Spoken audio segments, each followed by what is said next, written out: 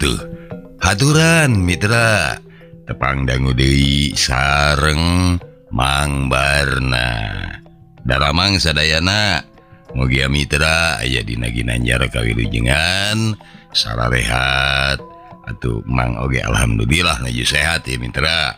Urang ngadongeng deui neraskeun hanca garapan Rusia pelet marongge yasana Bapak Aan Merdeka Permana. Mangga nyangakeun kangge ka mitra-mitra sadaya upami telepat hanca anu katuna teh parantos dugi ka barang ngadenge aya layon ngabatang di dianya kami teh ka dieu bae sugatnya layon salaki kami ceuk Nyi Patim. Tah upami telepat mah parantos dugi kadinya hanca adanya Mitra kumaha saterasna mangga urang sami-sami rajengkeun deui wae sok kaparayun sadayana.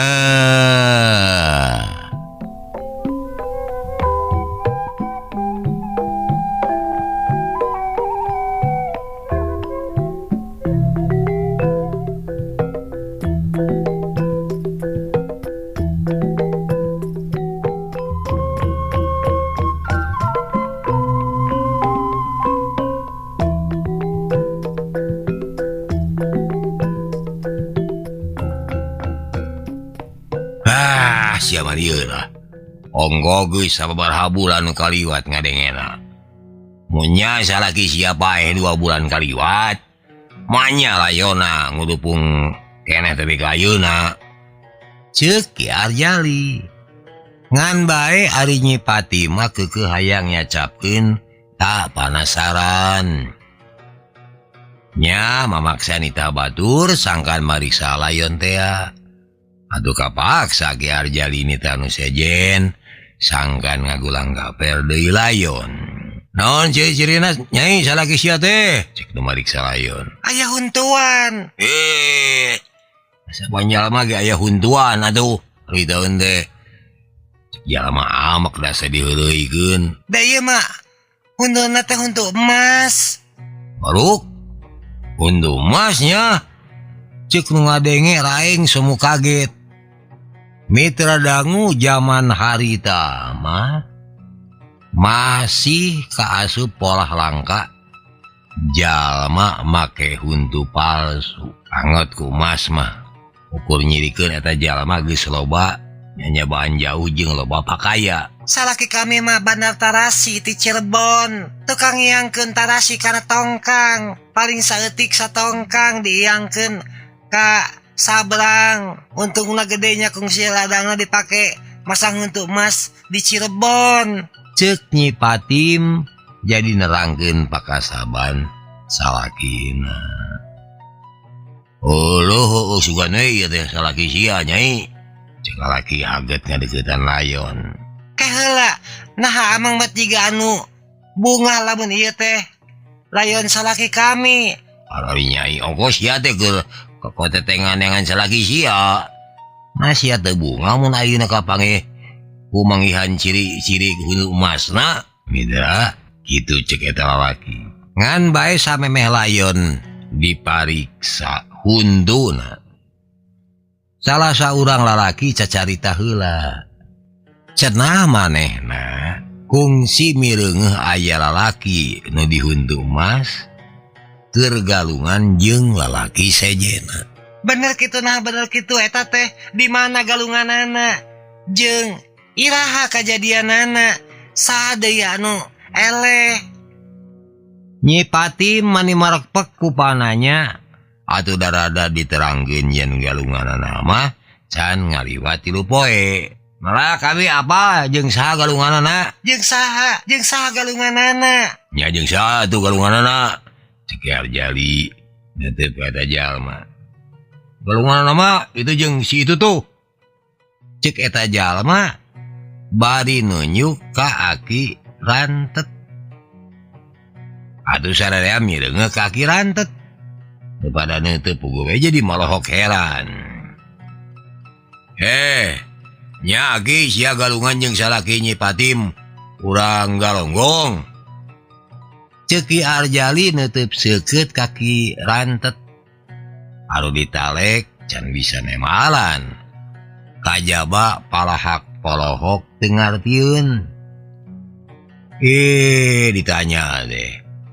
Ulah palahak polohok teu puguh jawab. Ceuk Ki Arjali. Atuh mireungeuh gitu. Nu sejen ge geus ting rareret. Pinuh ku curiga. Kan untungna lalaki nu tadi nuduhkeun teh carita deui. Lain kami mah lain nuduhkeun manehna. Nunjuk sotek kanu tadi ngajanteng. Tukangan si Aki. Aki-aki eta. Ceuk jalma. Aki rantet murilit ka tukangeunana. Tapi aya ge awewe kunyin anu nangtung tukangeun mah. Mitra kaum dangu. Aduh. Ki Arjali teh heraneun. Nya gitu nini enceh galungan jeung lalaki di anu dihuntu mas. Nu dicaritakeun atuh angot beuki heran. Tina heran robah jadi sieun. Atuh nini enceh teh jejerewetan teu rumasa geus ngadu jajaten jeung lalaki anu dihuntu mas. Banyak kudu ngajunan lalaki jagjag ya ngaladenan si Aki ge kami mah geus teu kuat, geus mumul, disumputkeun ye. Da sok keukeuh. Matak hoream ngaladenan. Ceuk lini enceh. Atuh ger nu ngadenge teh sareuri. Sawareh deui ting cikikik poe yen di dinya teh keur nalungtik hiji perkara aheng jeung berat. Sabab ngabaud kana urusan Raja Pati. Saha bieu anu tunjukan ini enceh teh? Ceuk tua kampung asa diulinkeun. Da kami mah lain nunjukan ini enceh. Pan tadi nu aya di tukangan aki-aki mah lain ini enceh. Cek jalma nu tadi itu tunjuk deh ya. Nu tadi nangtung tukangan aki rantet mah aya lian iwati si Puhun. Eta teh salakina Nyi Piah. Mun. Mana ena si Puhun? Ki Arjali gogorowokan. Sejen ge kokotetengan neangan tapi Ki Puhun eueuh di dinya. Atuh sarerea jadi curiga. Kakamana si Puhun? Pan dia tadi mah moncongok neleukeun mayit. Ceuk Ki Arjali mimiti curiga. Cing beurik si Puhun. Aing curiga yeuh. Ki Arjali marentah atuh burber nyusul-nyusul Ki Puhun. Cuel weh layon anu ngudupung mah. Ki Puhun pada nguber-nguber. Dabongan polahna dicurigaeun. Aki rantet oge kapaksa jadi ilu biung. Neangan Ki Puhun. Ngan manehna mah neanganana darencepan. Teuing kumaha deui nu leuwih ti heula manggihan Ki Puhun mah aki rantet. Menjadi masalah aki rantet mah bisa bergerak cepet. Tetela geuning aki rantet lain jalma samanea. Sabab manehna bisa ngagunakeun ilmu lumpat gancang. Ukur netelakeun yen aki rantet jalma bedas. Ku aki rantet Ki Puhun kabireungeuh lapat-lapat keur kekurubutan di tengah leuweung jati nu jemet pinuh ku kakayon. Tapi ku pangabisana dina ngagunakeun ilmu lumpat gancang teu kungsi lage Ki Puhun mah geus kasusul. Malah nyaho-nyaho aki rantet teh geus ngajega hareupeun Ki Puhun. Ngajega nulak cangkeng jiga geus ngahaja keur megat-megat. Mitra kaum dangu mireungeuh kitu atuh Ki Puhun kacida reuwaseunana. Reuwasna teu bina ti mireungeuh jurig tengah poe ereng-erengan. Eureun sia Puhun, montong kakaburan kitu eureun. Ceuk aki rantet. Tapi tina ngarasa reuwas Ki Puhun robah. jadi amek sabab tarekah kakaburanana asa dihalang-halang. Atuh Kipuhun nyuruntul jigarek dengar awak aki rantet. Ngan bae ku gerakan anu enteng kacida. Aki rantet ngagiwarkeun awakna. Sabot Kipuhun nyolontod, puhu celina dipepeuh. Atuh kubrag awak Kipuhun ngajurah roh teu bisa cengkat deui. Udang sia Puhun, udang. Cek aki rantet bari nyangkatkeun awak Kipuhun. Geus kitu eta jalma digusur dibawa ke tempat anu leuwih jemet deui. Awak Kipuhun katingali ngadeg-deg, teuing ngadeg-deg pedah amek kepegung, teuing pedah ngarasa sieun bae. Diuk dirinya sia, mong pangawah ni sajen. Sok sia cacarita sing bendes. Nyaha wuri-wuri aya jalma nyebutkeun sia galungan jeung lalaki anu dihunjuk emas. Sia kalah kararencepan ngabeng beos, mabur, Cek aki rantet, sorana heuras jeung tegas.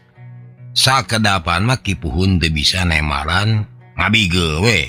Jawab sia sing genjur kalah ngabige. Bener sia geus galungan jeung lalaki nu dihunjuk emas. Cek aki rantet. Nya, kami rumah sageus galungan jeung manehna. Naon eta teh sia? Dunge parebut bikang si Uni teh randa anu betekok teh. Ceuk Kipuhun.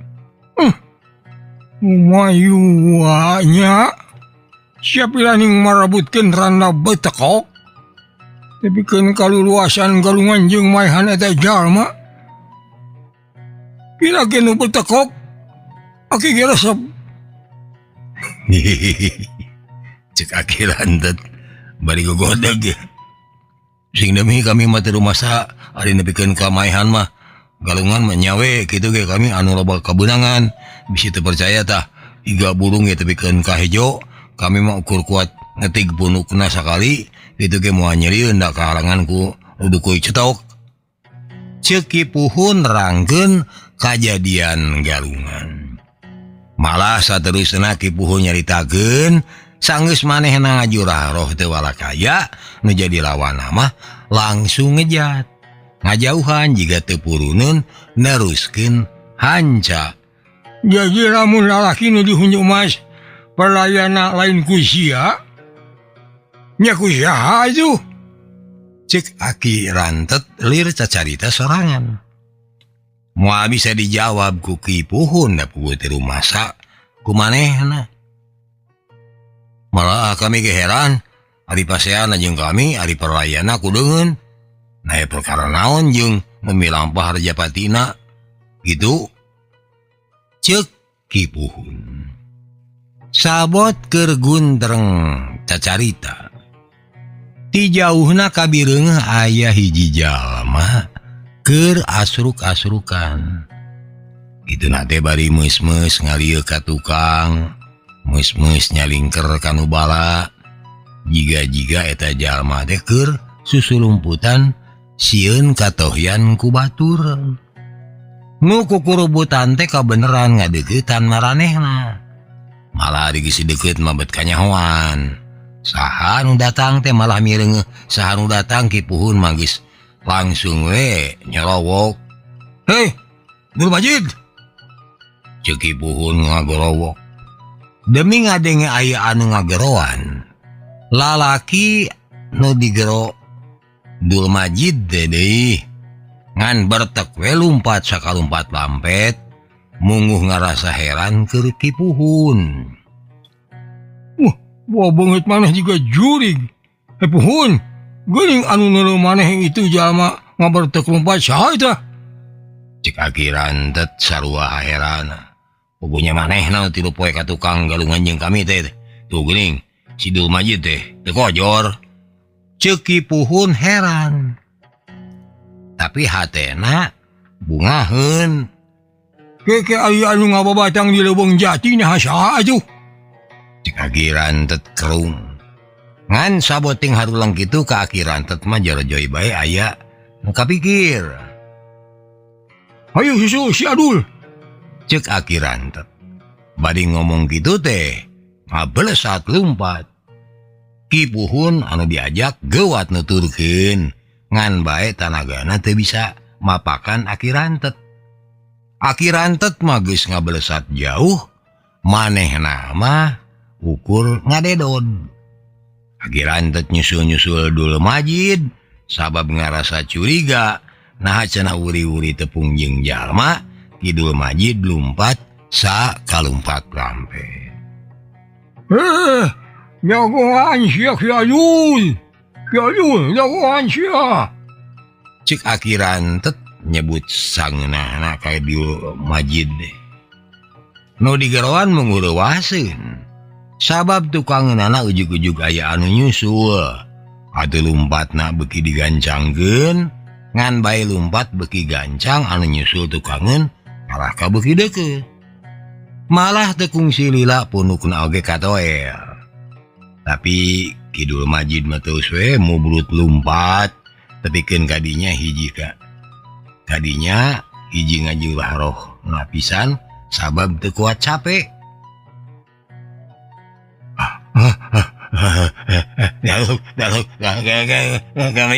Daluk. Cek Dul Majid ngacungkeun kadua leungeunna ka luhur. Aki Rantet mah ukur seuri da can kanyahoan, naon sabab musababna Dul Majid ngaku taluk sagala rupa.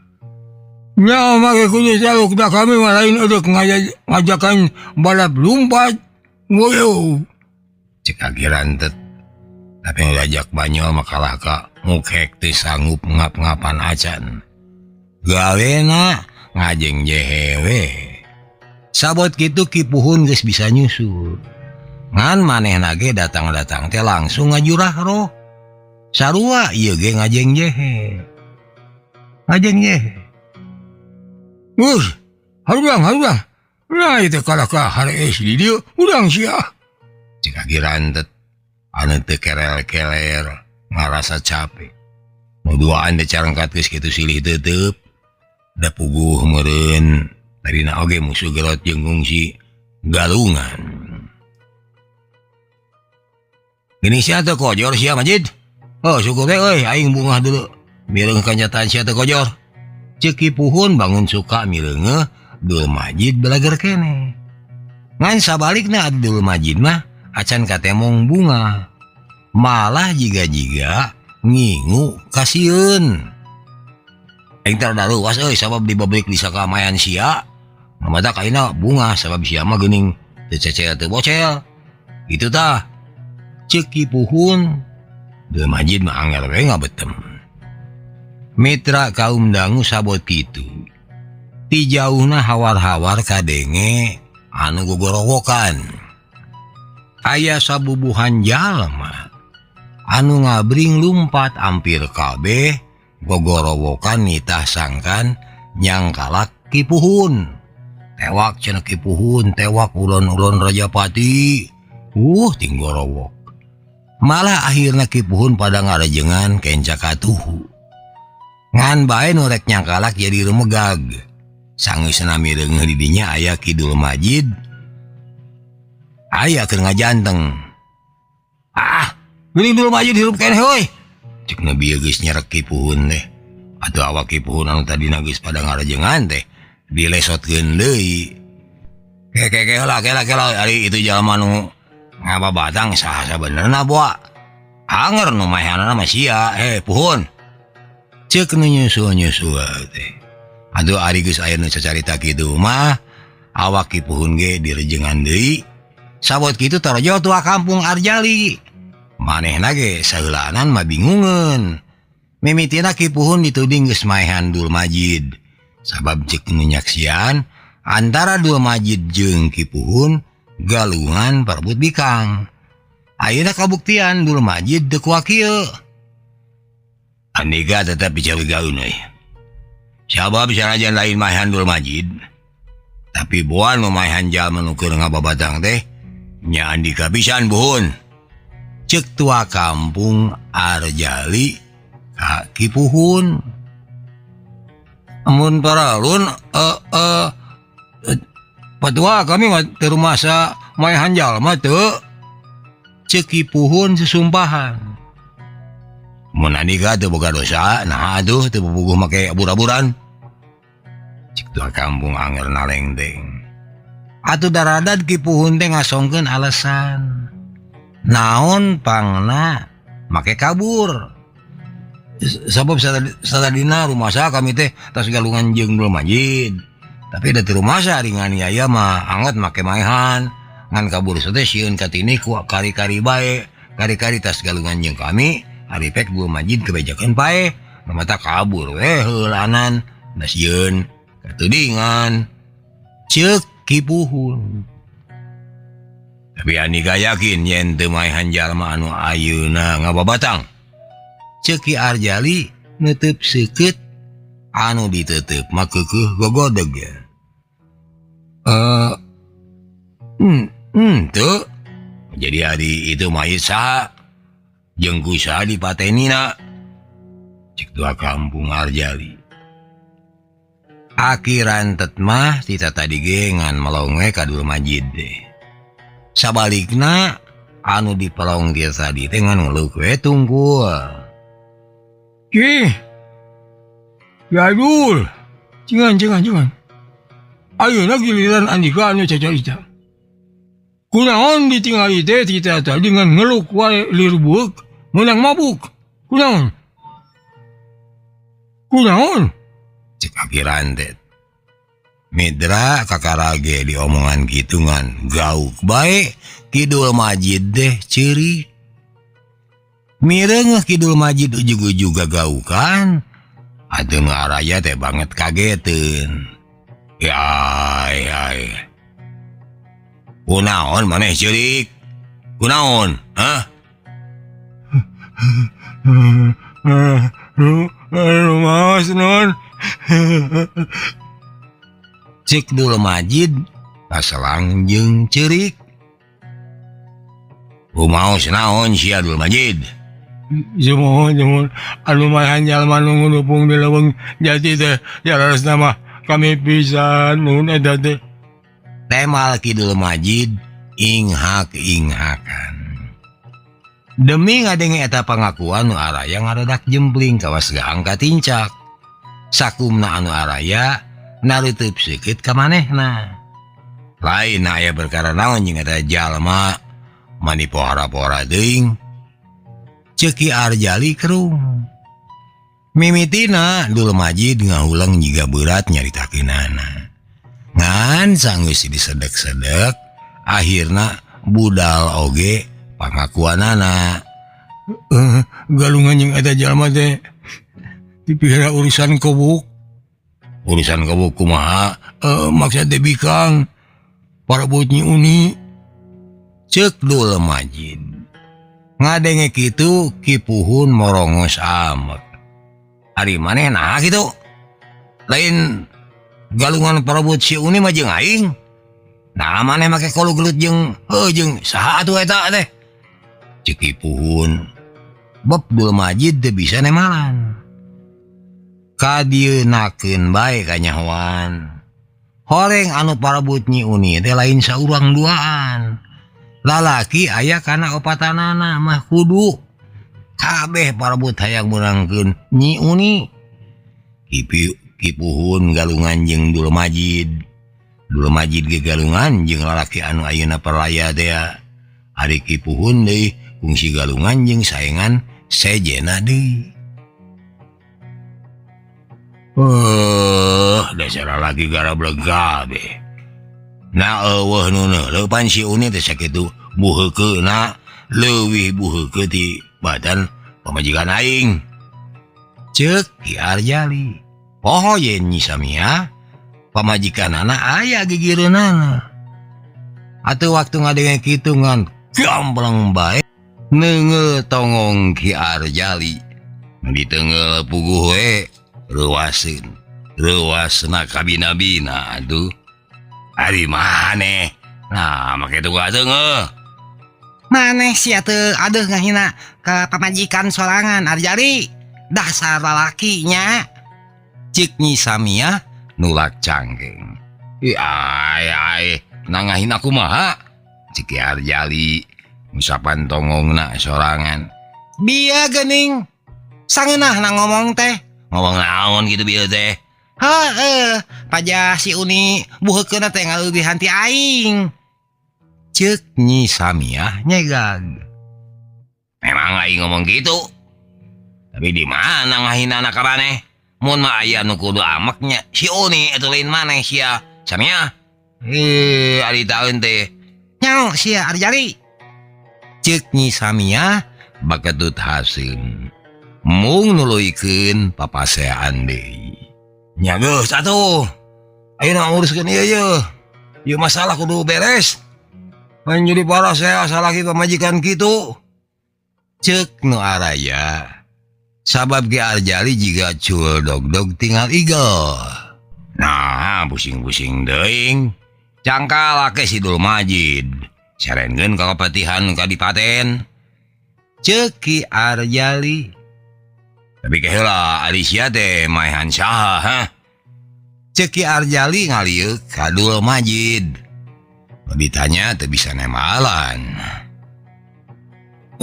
Kami ge teu apal saha ngaranna jeung urang mana-manana. Omong Dul Majid. Dul Majid ukur nerangkeun. Cenah saenggeus manehna hasil ngarebut Nyi Uni tina kekepan Kipuhun. Sacara demit ka Nyi Uni ge aya anu ngaheroan. Lalaki teuing datang ti mana jeung teuing saha ngaranna. Ngan bakatku panas bebenekna aya anu maranan. Atuh Dul Majid nyusul-nyusul. Gergalungan rongkah di leuweung jati. Ngarasa keheul asa diunghak. Eta jalma beungeutna dipeupeuh ku batu sagede kalapa. Eta jalma ngajurah roh. Teu sugema ku kitu beungeut eta jalma haben diparekpek tepikeun karuksak teu mangrupa pisan. Kami teh teu apal di sasana malah beungeutna oge teu pati apal da ujug-ujug galungan we. Cek Dul Majid. Luk tungkul rumasa geus boga salah gede nyaeta maehan papada jalma. Ari geus ngadenge caritaan Dul Majid kitu mah kabeh ting haruleng. Ceuk maranehna lamun mah nya Dul Majid kudu diserenkeun ka pendopo kapatihan kadipaten meureun kudu puguh nerangkeunana. Saha anu dipadaran ke si Dul Majid atuh nya. Ceuk Ki Arjali ngahuleng. Sabot kitu torojol pamajikan Dul Majid. Manehna langsung ngagablug salakina bari gogoakan ceuri. Di dituna mangarasa bunga. Dumeh salakina anu kabejakeun karilayon tetela beleger keneh. Nganemongkeun ka bungah teh ku ceurik gogoakan. Kadienakeun malah ceurikna beuki namahan. Saenggeusna kanyahoan yen Dul Majid maehan jalma teh ku urusan awewe. Yeung si Dul Majid. Salamet ku salamet tang ngerti kasebeleun. Aing teu suka sia maehan batur alatan parebut bikang. Nah, ada aing oge bikang atuh make merebutkeun anu batur. Ceuk pamajikanana jejebris ngaleupaskeun tangkeupanana tina awak salakina. Benar dah, maneh kudu amak pun salaki kitu pecos. Ku kami udah dilaporkeun ka kadipaten. Ceuk Ki Arjali teuing naon maksudna meni sumanget kitu nyaritana teh. Tapi tuh kampung kudu puguhkeun heula yeuh. Itu nu perlaya teh saha? Ceuk salah saurang aya mereka mana. Anu pastinya hom mameureun si Uni heueuh. Rana betekok teh. Ceuk Ki Arjali deui. Tapi kade maneh ngomong tong milu nguruskeun. Cicing we di imah. Cek Nyi Samia nyarek salakina muru imah Nyi Uni. Aing teh pangurus kampung. Mun teu nguruskeun ieu keamanan kampung diurus ku saha? Cek Ki Arjali deui. Nya sok bae asal sia ulah kagoda ku si Uni. Samia. Pilaku aing make kudu kagoda ku awewe buheukeun. Aing mah geuleuh pisan neuleuh kana buheukeun teh geuleuh. Jadi salila ieu maneh teh teu resep kana buheukeun nya. Jadi salila ieu maneh teh teu resep ka aing atuh meureun nya. Taingan atuh maneh gawe nangan kukulunuan ngulayaban lemur bari alasan ngontrol lemurnya. Samia geus sewot deui wae. Ngan untungna ku anu aya geus pada megat deui. Ceuk, pasea mah atuh kewe di imah. Ayeuna mah tua kampung teh keur loba urusan. Ceuk nu araya di dinya teh mapagahan ka Nyi Samia. Mitra kaum dangu akhirna bring bae jalma ngabring muru imahna Nyi Uni. Ipun geuleuh-geuleuh ge maksakeun milu. Sabab manehna hayang netelakeun tepi ka mana teu eceregna polah Nyi Uni. Malah cek pikir Kipuhun amakna kagila-gila. Lang ajar pisan eta mangkeluk. Sakitu awak buheuh ke cangkeng beberhilan jeung bujur dempak teh. Ngalakana awak teu sebuah ku lalaki hiji jaluk opat dibabad digilir hiji-hiji nyaan bisa antasi buheukeun. Cek pikir Kipuhun amakna kagila-gila. Sabab asa dihina ku pangkat awewe goreng patut. Nyawa nyebut goreng patut teh ayeuna. Sanggeus pangaruh peletna leungit. Sabab apanan samemehna mah mireungeuh Nyi Uni teh badi mireungeuh widadari nu turun ti langit katujuh atuh. Aleutan jalma teh akhirna anyog ka padumukan Nyi Uni. Imah anu lumayan lega. Pakaranganana lega jeung di tukangna kebon meni ngaplak. Cek pikir Kipuhun ieu pakaya teh ti antarana tangtu aya harta aing ye.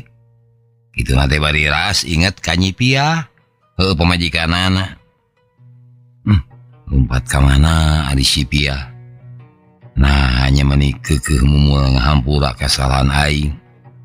Cek pikirna sedih dumeh ditinggalkeun ka kaburan ku pamajikanana. Sampurasun. Ki Arjali uluk salam gogorowokan. Lila panteueuh nu muka. Sanggeus sababaraha kali uluk salam kakara pantau ngareket lol Nyi Uni. Umurna mah aya meureun kana 40 tahunan. Pipi kemu gado ngagayot, buuk, cawig-wig, jeung pakaian ngaleleke teu matut. Rek aya naraon ngalabring ka dari ieu jeung meuni. Meuni lalaki kabeh, mani mata kresep. Ceuk Nyi Uni. Sampingna mah anger we ngaleleke jiga tas di udaran. Malah keutangna oge sarua ngaleleke sabelah. Ki Arjali langsung tumanya bari togmol. Nyai. Ari maneh mangkukna ulin jeung lalaki nu di mana? Ceuk Ki Arjali. Nu ditanya kerung bari nyipitkeun panonna teuing bingungeun teuing keur nginget-nginget. Lalaki nu anu ulin jeung maneh? Lalaki nu mana nya apa deui Temalna sanggeus bilang ngahuleng. Sabot kitu kudu terak ti jero aya nu kaluar.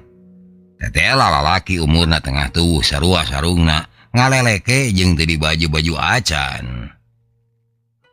Lalaki anu ieu lain. Cek Nyi Uni nuduhkeun kana harigu eta lalaki. Si lalaki mah malah nangkep ageuh kana awak Nyi Uni jiga anu sieun direbut. Sabalikna anu mireungeuh huntuna kakeret jiga meong manggih tulang. Ngan meureun lain kabita hayang ngaremus. ieu mah amak dumeh keheul. Kurang ajar ieu talmug. Nang taktisan ka aing ya. Cek hade kipuhun. Ari Dul Majid mah kalah langsung nyerenteng ungah kana palupuh. Rek sagampleng-gamplengeun nyabok. Kabur ditakis ku lalaki anu aya gigireun Nyi Uni. Is, mentang kagabah make uduk ngalaga hala pamajikan aing sagala rupa sia. Cik si lalaki rek ngarawel bari rek murilitkeun leungeun Dul Majid. Majid, maneh ulah nyin kasalahan 2 kali deuleu. Omong Ki Arjali da sieun Dul Majid galungan pikeun kadua kalina. Tapi Dul Majid jiga teu ngadenge. Da buktina kalah kahohoak nya campah eta lalaki.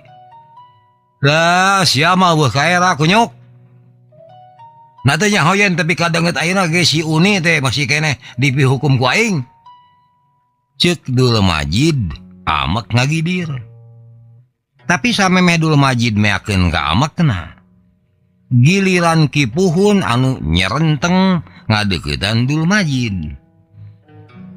Ada sia ge sarua kalakuan mah jiga monyet. Buktina sia ge geus ngarebut si Uni ti aing deuleu. Cik Kipuhun dicarekan kitu Dul Majid beuki amek. Malah akhirna nu parasea mah kalah ka Dul Majid jeung Kipuhun. Ngan teu we ari tepikeun ka galungan mah. Ari mireng anu gorgar kitu ayeuna giliran pamajikan Dul Majid anu awong-awongan amek. Kumaha teu rek kitu? Sabab eces pisan Dul Majid leuwih merhatikeun Nyi Uni. Batan manehna nu sasat pamajikanana pisan. Serenteng gambleng manehna nyabok pipi Dul Majid. Bagas. Ngajarog kabeh, ngajarog. Giliran Ki Arjali anu hoak nitah eureun. Aduh beb sarerea jarempe. Ari tua kampung geus amek mah. Dengekeun ke kabeh. Urang datang ka dieu teh lain eudeup marebutkeun si Uni. Tapi eudeup naleungtik jeung tetelepek ka eta Rana. Saha anu 3 poe ka tukang geus maranan manehna. Sabab ku jalan kieu masalah Rajapati bisa dibeberes. Ceuk Ki Arjali kituna teh bari ngadeuketan Nyi Uni anu masih keneh ngaleleke. Geus kitu eta pananya diasongkeun deui. Uni. Cing, nah si teh bau awak teh kabina-bina teuing. Cing sakali ieu mah maneh nyarita anu bener. Saha lalaki nu 3 poe ka tukang datang ka dieu maranan maneh. Ceuk Ki Arjali, Nyi Uni henteu hese ngaku. Sanajan teu cacarita tapi curugna cukup nunjuk ka lalaki anu aya gigireunana. Cager, pohara mitra hanya kal kabujeng Neng Nong. Dugi ka dieu heula. Insyaallah enjing urang teraskeun hancananya. Hatur nuhun billahi taufiq wal hidayah. Wassalamualaikum warahmatullahi wabarakatuh. Ciao.